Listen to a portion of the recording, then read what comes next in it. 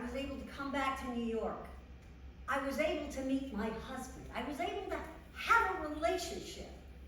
I started these groups. I was doing all kinds of things to make a living.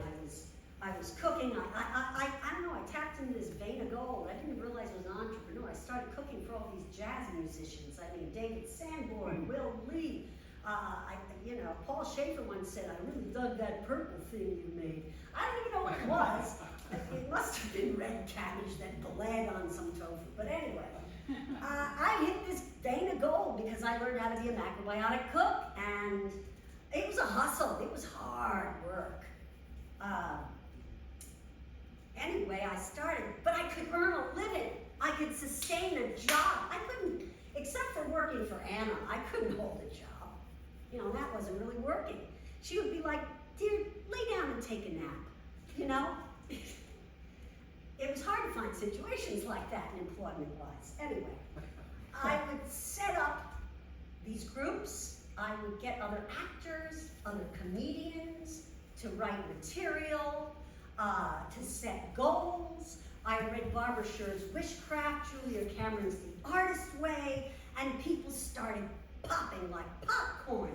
I had a very dear friend who was an elementary school teacher, and she ended up opening a bookstore on Lexington Avenue.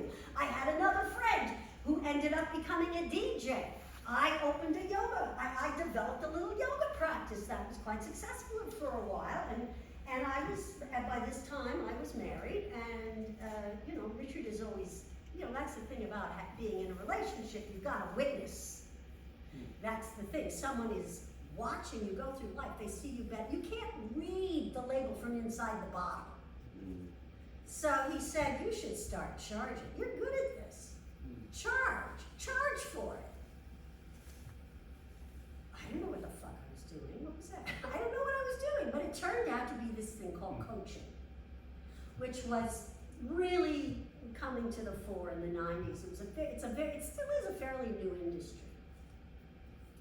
So I looked into it, I studied, I got certified, and now these many years later, I can say that I am a life and career coach for creatives who feel pulled in 50 directions because of neurodivergence or overwhelm. I help them focus so you can grab the focus of others, get seen, and make money doing what they love.